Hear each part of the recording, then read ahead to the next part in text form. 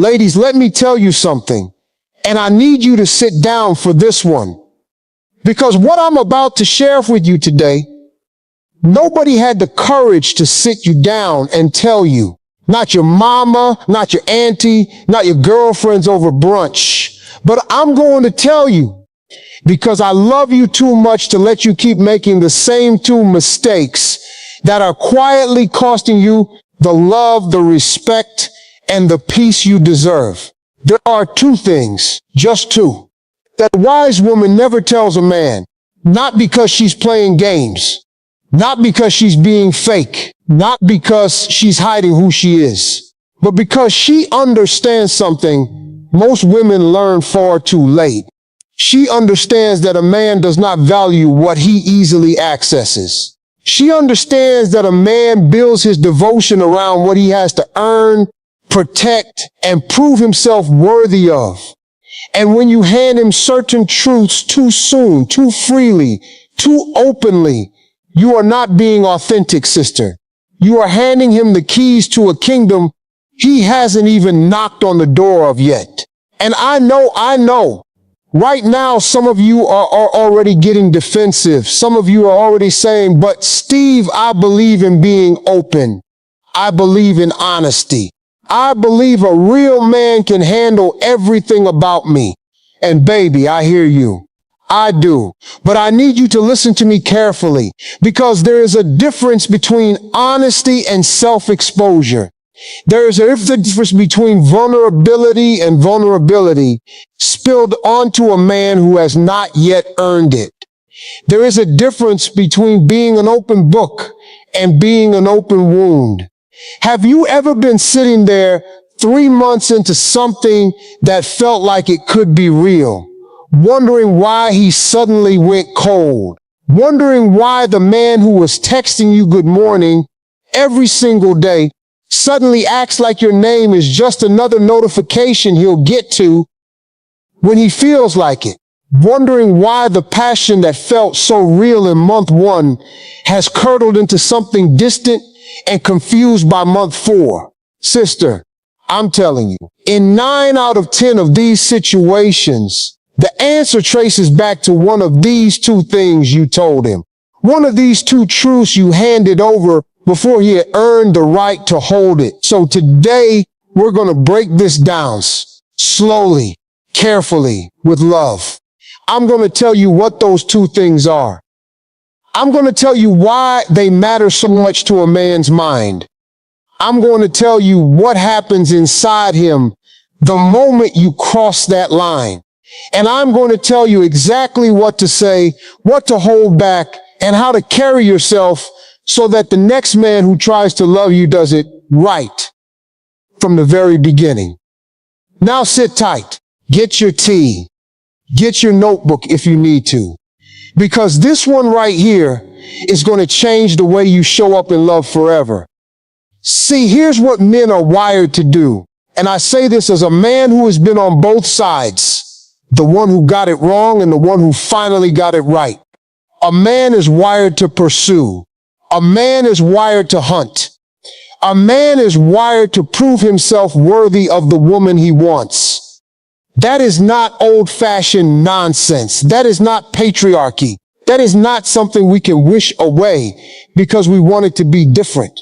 That is the design.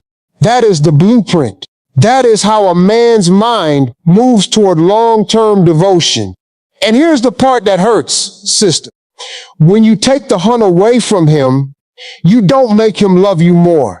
You make him lose respect for the very thing he was chasing. Because a man values what he has to work for. A man protects what costs him something.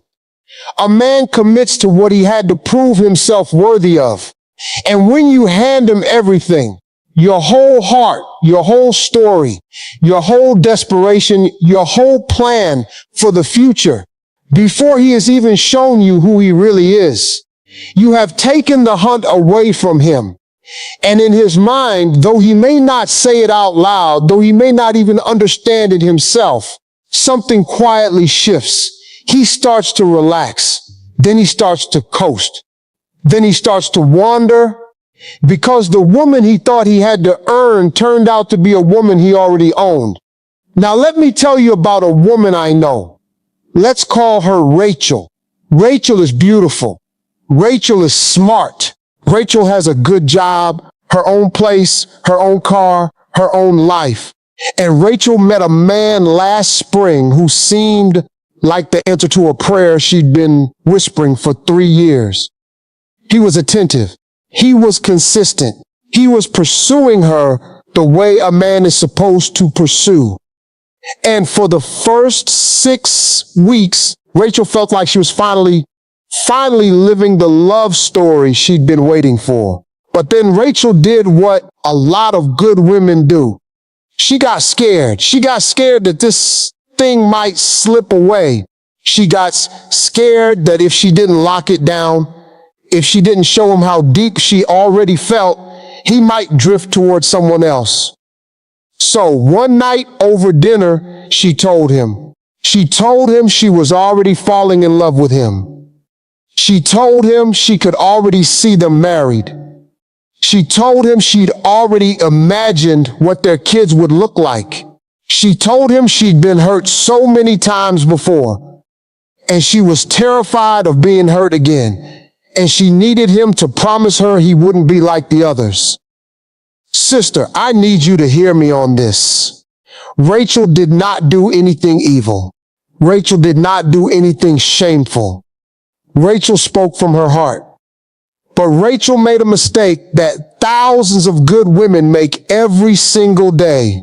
And within 2 weeks, the man who was texting her every morning was texting her every other day. Within a month, he was making excuses. Within 2 months, he was gone. And Rachel sat on her couch crying, wondering what she did wrong, wondering if she was too much, wondering if there was something broken inside her that men could smell from a mile away. Baby, there is nothing broken inside you. There is nothing broken inside Rachel. But there is a truth about the male mind that no one bothered to teach either of you. And that truth is this: a man's devotion is built in stages. And when you skip stages, you don't accelerate his love. You short circuit it, you blow the fuse, you take a slow burning fire and dump gasoline on it. And instead of a bonfire, you get smoke and ash. So what are these two things, Steve? What are these two things a wise woman never tells a man? Let me break it down for you now, slowly, piece by piece, because I want you to understand not just what they are, but why they matter, and what happens inside a man's mind the moment you cross the line. The first thing a wise woman never tells a man too soon is the full depth of her feelings for him. Now hold on, don't get mad at me yet. I did not say lie. I did not say pretend. I did not say be cold. I said too soon. I said the full depth. There is a world of difference between letting a man see that you enjoy him, that you're drawn to him, that you're interested in where this could go, and dumping the entire ocean of your emotional investment on his lap before he has even proven he can swim. See, here's what happens inside his mind when you tell him too early, too intensely, too completely how deeply you already feel. Something in him relaxes. Something in him exhales. Something in him thinks, oh, she's already there. She's already mine. I don't have to earn this. I don't have to fight for this.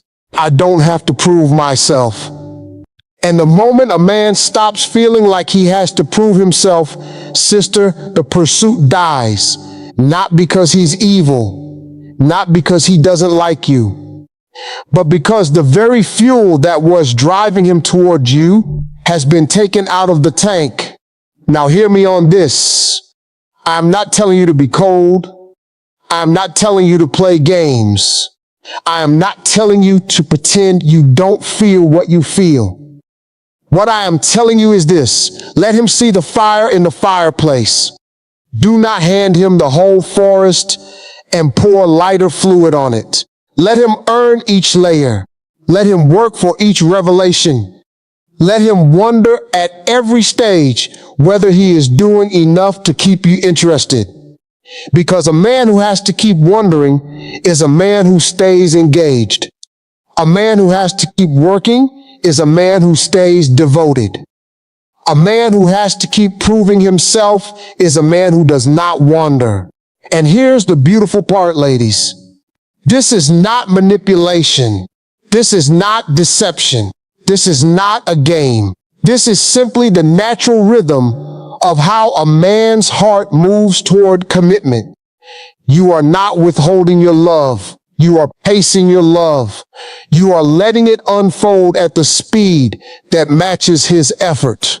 And when his effort is real, when his consistency is real, when his devotion is real, then and only then do you open more of yourself to him.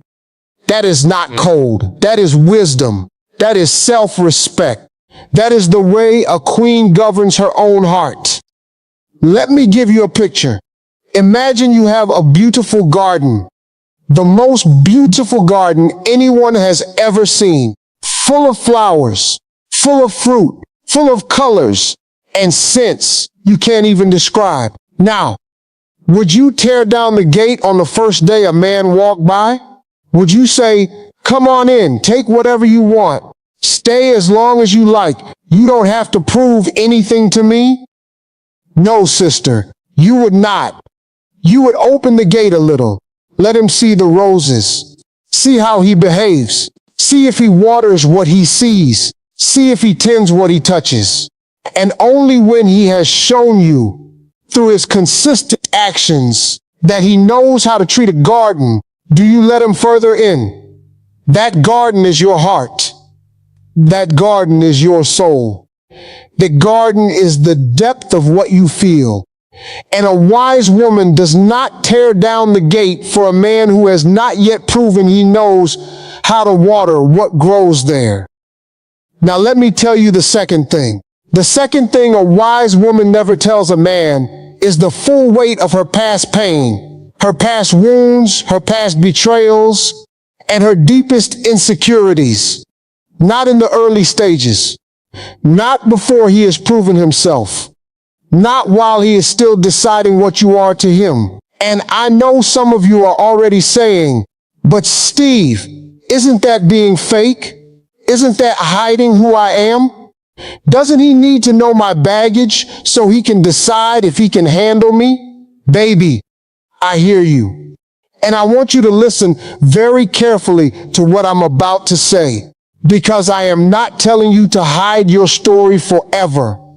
I am telling you to protect your story until the man in front of you has earned the right to hear it. There is a difference between a witness and a stranger. There is a difference between a partner and a passerby. There is a difference between a man who has walked with you long enough to hold your wounds with reverence and a man who is still quietly deciding whether you are worth his time. When you hand a man your deepest wounds too early, several things happen inside him, and none of them are good. First, he starts to see you not as the woman he is pursuing, but as the woman he has to fix. And a man in the early stages is not looking for someone to fix. He is looking for someone to enjoy, someone to be inspired by, someone to feel bigger, stronger, better around. When you shift the dynamic from "I am the prize he is trying to win" to "I am the project he is trying to solve," you have collapsed the entire architecture of the pursuit. Second, he starts to feel the emotional weight of your past before he has earned the emotional right to carry it. He starts to feel like every decision he makes is going to be measured against the man before him. He starts to feel like he is walking on eggshells around wounds he did not cause. And a man who feels like he is being punished for someone else's crimes will not stay. Not because he is weak, not because he is a coward, but because he did not sign up to pay for a debt he did not owe. Third, and this is the one that hurts the most, sister, so I want you to brace yourself. He starts to file away every wound you shared as a piece of information he might use later. Now, not every man does this. The good ones don't. But you do not know yet, in the early stages, which one is standing in front of you. And when you hand a not yet proven man the map of your soft spots, you have handed him, in the worst case scenario, the very weapons he can use to hurt you later. Let me tell you about another woman I know. Let's call her Tasha. Tasha met a man online. Sweet man, or so it seemed. Charming, attentive, said all the right things. 2 weeks in, Tasha, wanting to be transparent, wanting to be real, wanting to show him she trusted him, told him about the abuse she suffered as a child, told him about the ex who cheated on her with her cousin, told him about the miscarriage she still cried about at night, told him about the depression she'd fought for years. She poured it all out over a bottle of wine, and he held her hand, and he told her he understood, and he told her he'd never hurt her. 6 months later, Tasha and this man got into a fight, a stupid fight, about something small. And in the middle of that fight, in the middle of the anger, that man reached into his memory and pulled out every single wound Tasha had shared with him. Every one. And he threw them at her like knives. No wonder you've been through so much. No wonder that ex left you. No wonder you have issues. No wonder no one has been able to love you. Sister, that man used Tasha's own wounds as weapons against her. Not because Tasha did anything wrong by having those wounds, but because she gave them to a man who had not yet proven he would treat them like the sacred things they were. And once you give a man that kind of information, you can never take it back. Now I want you to hear something even deeper, because I don't want you walking away from this thinking I'm telling you to be dishonest. I'm not. What I am telling you is that intimacy is a staircase, not an elevator. Every step earns the next. Every step of trust earned by him allows the next step of vulnerability offered by you. And when you skip steps, when you take the elevator straight to the top floor of your soul on the first date, the second week, the second month, you are not being brave. You are being reckless with the most valuable thing you own. Your story is holy. Your wounds are holy. Your fears are holy. And holy things are not handed to strangers. Holy things are revealed slowly, carefully, to those who have proven they can kneel at the altar of what you have been through. Now, let me talk about what a wise woman does instead, because I don't want to just tell you what not to do. I want to tell you what to do. I want to give you the exact power move that changes everything. A wise woman in the early stages lets a man reveal himself first. She asks questions.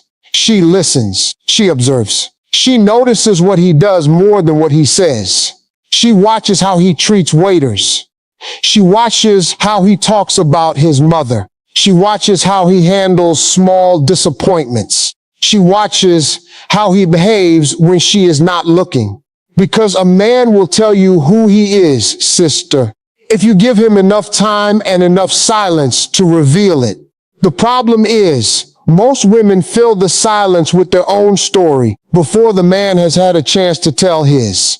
A wise woman also lets her enthusiasm show in measured, beautiful doses. She smiles. She laughs. She lets him see that she enjoys his company. She lets him see that he is having an effect on her, but she does not spill the ocean. She lets him see the wave, not the whole tide. She lets him see the flame, not the whole furnace. And when he leaves her presence, he does not leave thinking, I've got her. He leaves thinking, I want more of her, but I don't quite have her yet. I have to earn her. And that, ladies, is the space in his mind where devotion is born. Not in certainty, in curiosity, not in comfort, in pursuit, not in guarantee. In the beautiful magnetic tension of a woman he wants, but has not yet fully won. Now let me speak to something I know some of you are thinking. Some of you are thinking, but Steve, if I have to be so careful about what I tell him, doesn't that mean he doesn't really love me? Doesn't a man who really loves me want to know everything about me right away? Baby, listen. A man who really loves you will want to know everything about you eventually. But love does not begin with everything. Love begins with something. Love builds. Love earns. Love layers itself, one truth at a time, one act of care at a time, one proven moment at a time. And a man who demands your whole story on the second date. A man who pressures you to reveal your deepest wounds before he has revealed anything of his own soul. A man who wants access to all of you before he has earned any of you. That man is not loving you, sister. That man is scouting you. That man is auditioning you. That man is gathering data. And the difference between a man who loves you and a man who is scouting you is the same difference as between a farmer and a hunter. The farmer plants and tends and waters and waits. The hunter takes what he can, when he can, and moves on to the next. You are not prey, sister. You are not a data set. You are not a case study. You are a woman with a whole world inside of you. And that world is not for the eyes of every man who happens to smile in your direction. Now let me deepen this, because I want you to understand not just the rule, but the psychology behind the rule. And I want you to understand what happens on a man's side when you carry yourself with this kind of wisdom. When a man senses that you have depth he has not yet accessed, he becomes fascinated by you.